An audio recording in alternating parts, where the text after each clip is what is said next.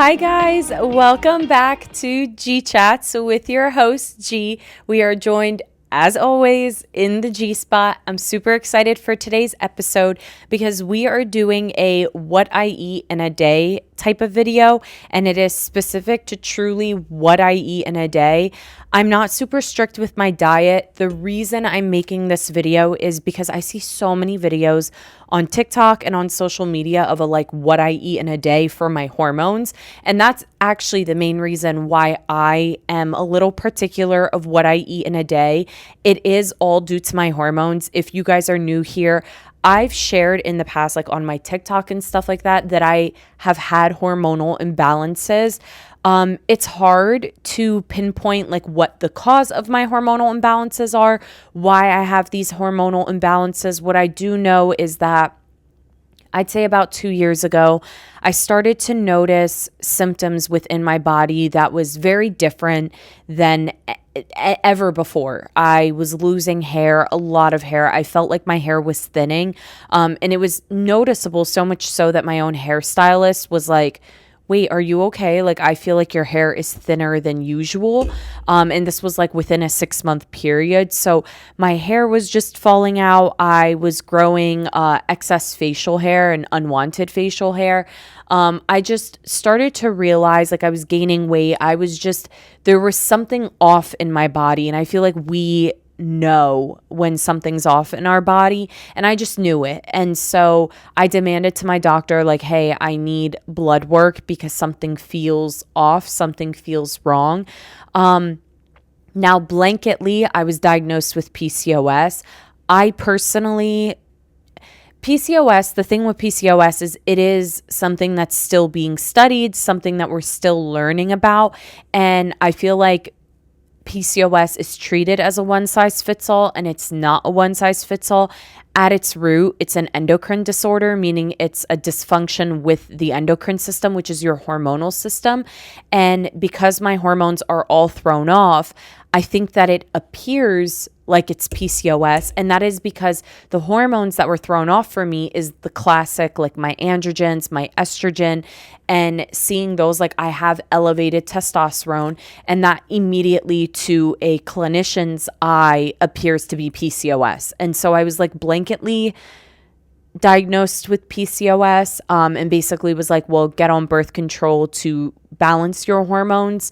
I necessarily don't think that I have PCOS. I actually think that my lifestyle brought on this issue and this endocrine disorder and this shift in my endocrine system and shift in my metabolic system.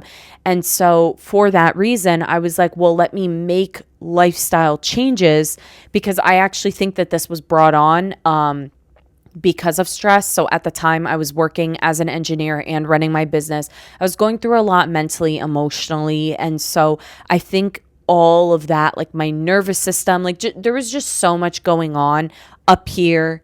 And I just think all of that played a role into my overall hormonal health.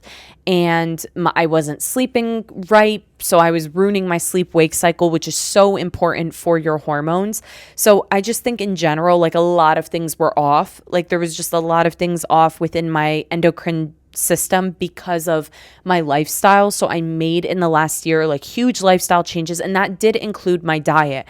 And so in this episode, I wanted to share what I do with my diet, what I'm trying to do with my hormones. So I actually wrote down very clean notes in my my notes today on my iPad, because I want to explain what my current health goals are. And these are my goals still for today. So right now, what I have is elevated testosterone. Now, I believe that the testosterone in me that is elevated is likely an ovarian origin, it's coming from my ovaries, and I do think that it is genetic. So I am Middle Eastern, and I feel like this isn't discussed enough, but Middle Eastern and Southeast Asian women, and just South Asian women, a lot of us genetically have higher testosterone. It is just a part of our genetics. Higher testosterone for our demographic and for our background does not necessarily mean that it is abnormal. Okay. So I think that that's important to say, because we set this range clinically, and if you don't meet this clinical range, then suddenly it's abnormal. However, my testosterone isn't high to the point that it is concerning, but it is elevated. That's why I use the language as elevated. It is outside of the normal range. So I do have higher testosterone than what is clinically here in America seen as normal. However, I am of Middle Eastern background, and many of my family members do have similar things. Like, we have hairier arms, we have more body hair than the average white girl in America, like we have thicker, like my features are darker. Like, I have darker eyes, darker hair. I have darker hair, like even on my arms. Like, it is now, I wouldn't necessarily, growing up, would I consider myself hairy? No, but I did have more hair on my body than my American counterpart, or like European counterpart. So with that being said, because my testosterone is likely already elevated due to my genetics, I think my lifestyle, working 2 jobs, not sleeping, eating a bad diet, being in a chronically high stressful state because of, my environment, my lifestyle, things that were going on in my personal life, I think all of that made things worse. So my testosterone rose even more. So the goals that I have, and honestly, my starting point was I have elevated testosterone. I have low to normal estradiol. I have low to normal cortisol, which makes sense because I was chronically stressed out for like 2 years. That I think it's the same with like pelvic floor muscles. If things are like chronically tight for a long period of time, over time it weakens. And that's kind of what I started to see with my adrenal glands and the cortisol in my body, where it was like chronically high for a really long time, that it then starts to go low. It burns out essentially. So I have low to normal cortisol. I have regular ovulatory cycles. So I've never missed a period. My ovulation is very normal. I'm 26 years old. It is very normal. So I'm grateful for that my ovulation is not impacted. So I want to support ovulation. I want adrenal recovery. I want to recover the cortisol now, because clearly my adrenal glands were struggling for so long, being super, super stressed out, that now they're weak. So I want to recover my adrenals. I want to support gut health, and I want to support my vaginal microbiome. So my plan that I built out, that I've been following for the last year and a half, is to support the HPA axis. I want to support estrogen production. I want to calm and regulate testosterone. I want to feed my gut and vaginal microbiomes. And I want to keep my blood sugar balanced all day. So first, I start off with waking up, and on an empty stomach, I do an adrenal hormone mocktail. So what I do is 1 scoop of myo-inositol powder. I bought this from Amazon. I use this, 1 scoop of this in water, a full glass of water. I will do 1/4 of a teaspoon of pink salt. I bought some Himalayan pink salt.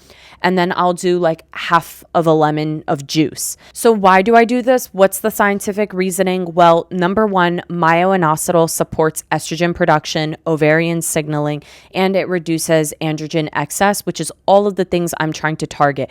I want to help with ovarian signaling so that it can help with producing more estrogen, but regulating the amount of testosterone that I'm producing, because I have excess testosterone.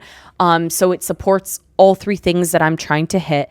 The salt that I'm putting in this supports my low cortisol state that I'm in. Salt is really helpful to support the adrenals. Now, there is a debate within endocrinology about adrenal fatigue. We don't know necessarily if this is a real terminology, if it's something that's actually happening, but the point is salt will nourish the adrenals, especially in a low cortisol state. So I add the salt in. It doesn't hurt to add a pinch of salt, and drinking this right when I wake up to support my adrenal glands so that they can be nourished and actually produce cortisol when I wake up. Lemon adds vitamin C and it'll support the liver. And drinking this first thing in the morning supports hydration, adrenal signaling, and it sets my HPO axis up for the day, which is the hypothalamic pituitary ovarian axis. So this is a thing that I do first thing when I wake up. Next up is breakfast. My breakfast is very simple and nutrient rich. I eat about like an hour after I drink my adrenal cocktail. So what I will do is I will get a multigrain toast. I get any multigrain toast that I can find. I've been using one from the brand Arnold's. So I use this multigrain toast and I will toast it. I mash avocado with cottage cheese. I will season it with some adobo, turmeric, and paprika, and I mash it all together, mix it together. I put it on toast, and then I will dice up some cherry tomatoes, and I will put some salt, some crushed red pepper, and oregano on top of the tomatoes, and then I will lightly in a pan just warm up some thinly sliced turkey breasts from the deli. I use like Hillshire. There's many different brands. You could get it from any deli. I will use 3 slices, and I warm that up on like a pan, and then I put it on my avocado toast, my avocados, tomatoes, and then my turkey breast. So optional, sometimes I'll add like flax seeds or some kind of like seeds. But why I do this is, number one, it's very balanced in macros. So I get my fats, I get my protein, it's fiber rich, and there's carbs. So it stabilizes the blood sugar. It's healthy for cortisol and insulin signaling. Avocado and seeds, if I do add them, like flax seeds, are healthy fats. It's plant-based estrogens, and this is all super, super important for supporting the hormones. Tomatoes and spices are anti-inflammatory, and they're an antioxidant. Turkey is a complete protein, and it's needed for cortisol and dopamine. And then again, if I do include any of the seeds, flax seeds or pumpkin seeds, this helps my follicular phase and supports estradiol production. During this time, I will also take my gut revival supplement. So I will do orange juice. I fill it up halfway, and then the other half I do just water. I put 1 scoop of gut revival, and I drink this right with my breakfast. I love it. It makes my tummy feel nice and warm and toasty. It gets my polyphenols in for the day, my fiber in while I'm eating, my digestive enzymes. I never really have any discomfort digesting my breakfast, but we have digestive enzymes in it anyways, so this just helps with that first meal and digesting this first meal. I get my Saccharomyces in, my good probiotic, so I take gut revival at the same time that I'm eating my breakfast. So I also follow up with some other supplements. So I take 30 milligrams of a zinc supplement. I also take 500 milligrams of a vitamin C supplement, and I will take an omega-3, which is an omega-3 I'm actually working on with my lab. I will take these 3 right after breakfast. And the main reason is omega-3 is great to take, especially because of avocados. They have healthy fats. I want to get my healthy fats in right away in the morning. Vitamin C is great for cortisol synthesis. Zinc is also amazing for reducing free testosterone and supporting estrogen production. And I forgot to mention that omega-3s reduces inflammation, which supports estrogen production. So that is my like morning routine. On my way to my office to run my business, I will stop and get my favorite cup of coffee from my local coffee shop. This is when I think it is best to get my coffee in. I don't like drinking coffee on an empty stomach. I also don't like waiting too long after breakfast because I don't want to digest my food and have no food in my stomach. I actually want to drink the coffee while there's still food in my body. So by the time I'm done eating breakfast and then I finish getting ready, like doing my hair, getting dressed, at this point in my routine, it's been maybe I'd say like an hour by the time I eat my breakfast and then I head over to the coffee shop and actually start drinking my coffee. It's about an hour. I just do an iced English toffee latte with oat milk. That is my go-to. I think I get like 12 ounces, but that is just my go-to. I drink it every single morning. My advice is when it comes to coffee, drink it how you like it. Just don't drink it on an empty stomach. We don't want to spike cortisol. We want to regulate it, which is why I do my inositol salt and lemon mixture concoction in the morning on an empty stomach to support my adrenals and to support cortisol production in a healthy, regular way versus like spiking it. So I try to stay away from coffee. And that's actually something in the past I was very bad at. I would go to my engineering job not eating breakfast because I was so tired. So I would sleep in to the latest point possible, like as late as I possibly could, so that I could get some sleep in, because I wasn't going to bed until like 3 a.m. and then I was waking up at like 6. So I was only sleeping for 3 or 4 hours. So I would push it. Like if I could sleep until 7, I was sleeping until 7, but that meant that I didn't have time for like breakfast. I would get up, then I'm like, oh my God, I'm running late. I would get dressed, do my hair, makeup, whatever, and I would be out the door and not get breakfast. And I would just stop at a coffee shop, get my coffee, and I was drinking my coffee on an empty stomach. And then I was having my lunch around noon and I was just eating terribly for lunch. Like sometimes I would get like, oh, okay, I'm so hungry now. I need like something super filling. And it would be like a burger and French fries. And it was just never like balanced meals. So I've totally switched that up. Now I wake up and I have my little concoction, and then I have my breakfast 30 to 60 minutes later. Then I have my coffee. So I'll have my coffee after food is still in my body. And honestly, my breakfast holds me over because it's so dense and rich with healthy fats and carbs and proteins. Like it's a very balanced meal. And that's my best piece of advice. When I'm eating, I try to just eat balanced meals. That's what's going to keep you full for longer. Being satiated, not just, oh, I'm full, but being satiated. When you hit all of your macros, and I don't calorie count, I don't macro count, I don't do anything. But logically, like I just think logically, avocado, healthy fat. The cottage cheese, also a healthy fat and has protein. The turkey, protein. I get my fiber in with the multi-grain toast. Tomatoes, amazing antioxidants, also vitamin C. It's a fruit. It's great to get in the morning. I'm filling my tummy with nice, good spices, turmeric, which is anti-inflammatory. I have some crushed red pepper, paprika, adobo, which has garlic and onion. The meal is balanced. And then having the orange juice gives me a little bit of sugar. I don't like sugary breakfasts, so I stay away from like pastries and donuts and waffles and stuff. I don't like sugar in the morning, but having this is like perfect because I get a little bit of sugar in, but it's like watered down and I'm still getting my gut supplement in. So it is just well balanced, but I don't calculate or count calories or any of that. That is just my morning routine. So lunch, midday kind of depends on what I'm doing, where I'm at. I'm not going to lie. Sometimes I am not good with like sticking to a good midday lunch. Sometimes I'm so busy I don't eat until 3. Sometimes I'm not busy and I will order lunch at 12. So it kind of depends. I rotate. I do eat out a lot for lunch, I will say. I do eat out for lunch a lot.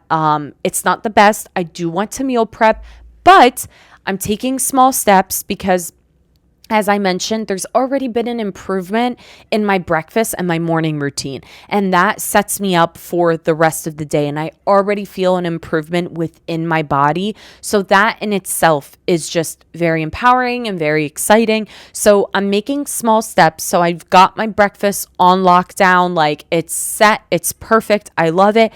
Next step is to now kind of fix my lunch routine. So sometimes I will get a salad from Panera. My go-to salad is either the Greek salad. I sometimes will add chicken in it. Sometimes I don't, but I love the Greek salad. It's light. It's vinegary. I love a vinegary salad. I love olives. Like they're my favorite thing ever. I love the peppers that come in it. So I'll either get that with an apple or I'll do the chips. I have myself some chips, small bag, love it. Or I will do when I want something heavier to hold me over that's more nutrient dense, because the Greek salad is very light, really low in calories, and it's not super diverse. It's a lot of veggies. With the Green Goddess, I believe it's called, that salad. It's a newer one that I've been eating, but this is more nutrient dense. And when I say nutrient dense, I mean it has the avocado in it. It has sunflower seeds in it. It has it's more rich in fats, in carbs, in protein. It's more nutrient dense. It's more diverse, whereas the Greek salad is just straight vegetables and that's it. The Green Goddess, will keep me fuller for longer because it's nutrient dense. So it's kind of about what I'm feeling. So today, honestly, I'm feeling pretty full. So I'll probably do a Greek salad. I'm actually craving a Greek salad. I really want one. So I'll probably order that. I might do a small cup of mac and cheese on the side. I may or may not finish it. Depends. Again, I don't count my calories. I eat to what fills me. Maybe I'll do a small sandwich on the side or something, or maybe I'll do the you pick two. I like Panera. Panera gets a lot of hate. I like Panera. I feel like you have to choose wisely when you are ordering. Sometimes I will order from the Middle Eastern restaurant that's not too far from me. I'll get fattoush, which is a salad. I sometimes will do their beef kebab. Other times I'll do hummus, which is oh my God, what is hummus in English? Garbanzo beans? Garbanzo? Is that what it is? Chickpeas. Oh my God, chickpeas. So hummus in English, they say it is just like mashed chickpeas.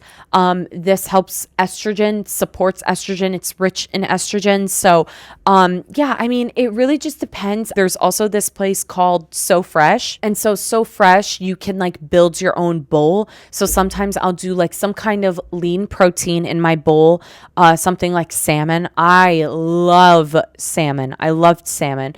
I'll do a half cup of quinoa. You could pick your base. So I do half quinoa or half sweet potato or both, or I'll do sweet potato and kale. I love So Fresh. And then I do cooked greens. I'll add, as I mentioned, kale. I'll do spinach. I also love sauteed mushrooms. I top it with any kind of seeds, sesame seeds. I will top it with pumpkin seeds, but sesame seeds in particular, if I'm in my luteal phase, I'll do pumpkin seeds. If I'm in my follicular phase, and this is just to support my hormones through seed cycling. So why I do this is, number one, protein midday will support the blood sugar stability. It also helps with hormone synthesis. Complex carbs provide steady energy for adrenal recovery. The leafy greens will support the methylation, and it also supports estrogen metabolism. Healthy fats and seed cycling is super important. As I mentioned, raw material for steroid hormones. So I love doing this. And in the afternoon is when I usually take my probiotics. I will either take with Clarity or with Harmony. I do it with or without food, but I usually take it midday just because in the morning I'm taking my zinc, I'm taking my vitamin D, I'm taking the gut revival, and I had my inositol. So I've been lately just taking midday with Clarity or with Harmony. I keep it in my purse and I will just take it around noon, 1 o'clock, 2 o'clock, with or without food. I don't have any discomfort without food. So if I have a busy day and I just didn't eat lunch yet, I will take my probiotics on an empty stomach. So with or without food, this is the time where I take it. So then dinner, my dinners are usually really healthy. Part of this is because my mommy cooks. I do live at home, so I'm grateful that I get to enjoy my mom's home cooked meals. In these last few stages of adulthood where I'm living at home, because I'm not going to be at home forever, but I'm grateful to be living at home and be able to eat from my mom's cooking. And my mom cooks very Middle Eastern food, so everything from burghul hummus, mjadra, rizu fasuli. We eat just so many different healthy foods. Mjadra, for example, is burghul and lentils. Burghul is a type of wheat.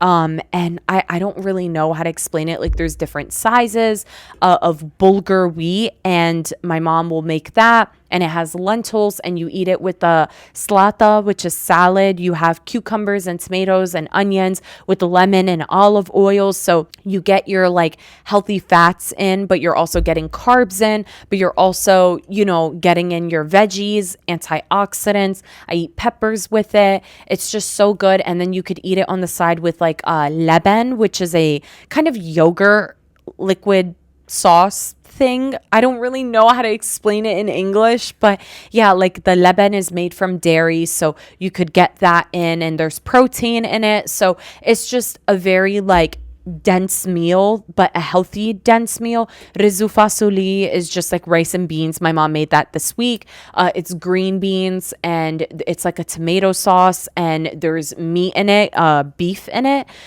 beef cubes, and then with the rice. So again, very well balanced. On the weekends, we do salmon sometimes. Salmon's amazing with rice and steamed vegetables and asparagus. I just used, for example, like my salmon. I have roasted vegetables, as I mentioned, with it, steamed broccoli or something like that, and asparagus. Protein supports melatonin and neurotransmitter production overnight, which is why I like having a protein in my dinner. I know like mjadra, for example, doesn't have protein, however, or like a meat that's a protein, but when we eat salmon, when we eat brol hummus, there's chicken in it. When we eat rizu fasoli, there's beef in it. So I try to get my protein in my dinner. The root veggies help with rebuilding glycogen and support thyroid and estrogen detox. Veggies also support DIM like estrogen clearance, and fermented foods and cooked fibers are prebiotic and probiotic gut supporting and vaginal supporting veggies to have in your diet.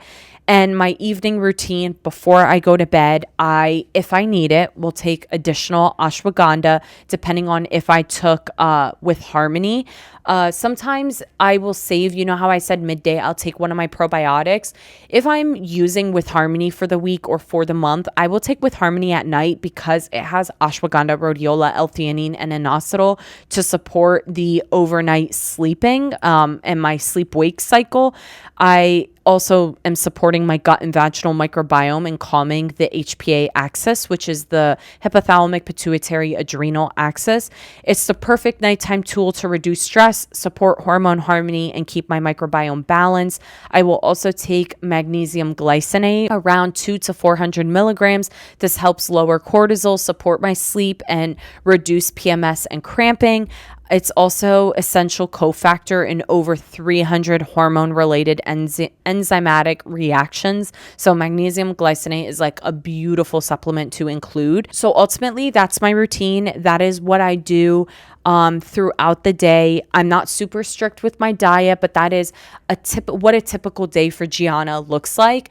I don't really snack throughout the day. I'm not a huge snacker. So I don't really snack throughout the day. I really do just have like my breakfast, my lunch, and my dinner. If my lunch is late, let's say I eat a late lunch at like 4 o'clock, I will have a bigger lunch that just accounts for lunch and dinner. Sometimes, depending on where I'm at in my cycle, I lose my appetite. Like when I'm leading up to my period, I'm like eating everything. But right when I get off my period and I'm done, I kind of don't have a big appetite. So sometimes my avocado toast in the morning literally holds me over until 3-4 p.m. And I'm good to just eat a hoagie, or I'm good to just eat a power bowl, something with like garlic noodles and kale with my shrimp and stuff. Like I could do just that and I'm good. I don't need dinner. So if I do eat a late lunch, I honestly can just do no dinner because it's heavy enough to make up for my dinner. So I will make up for it. I don't restrict myself. Sometimes I'll have a sweet treat at night. My boyfriend and I will go get ice cream. Like I'm not super strict on myself to not eat this, not eat that. I just try to have balance. That's the key here. So if there's anything to take away from any of this, it is to balance your meals, balance your supplements, balance your lifestyle. So some days I stay up really late because I'm working. I try then to take it easy the next day and be gentle with myself. Some days I'm like very tired throughout the day. So I'm like, I need to listen to my body. My body needs rest. I'll go to sleep early. So it's all about listening to your body, listening to its cues, and feeding it what it needs. Sometimes I will drink coffee without eating breakfast because I rushed. I'm like, oh my God, I have a meeting at 8 a.m. I need to get to my office, but I want to sleep in. I'm not going to eat breakfast. And I will make the mistake of going and picking up my coffee. I pick up my coffee, I come to my office, I drink it, and then I have the shakes. So it's all about listening to your body. Cutting out coffee isn't a thing that I want to do. However, I understand that drinking coffee on an empty stomach doesn't necessarily help my situation. It makes me incredibly anxious and it's not great for my body. So rather than cutting it out completely, I balance it within my diet and I just drink it after I eat. So that is the key here. It's all about balance. I hope this video helps give you some ideas on what to eat for breakfast, what to eat for lunch, how to supplement dinner, whatever, and all those things. I just felt like it would be really important to do a what I eat in a day type of video. So I hope that you guys enjoyed this episode. I love you guys so much, and I will see you in the next one. Bye, guys.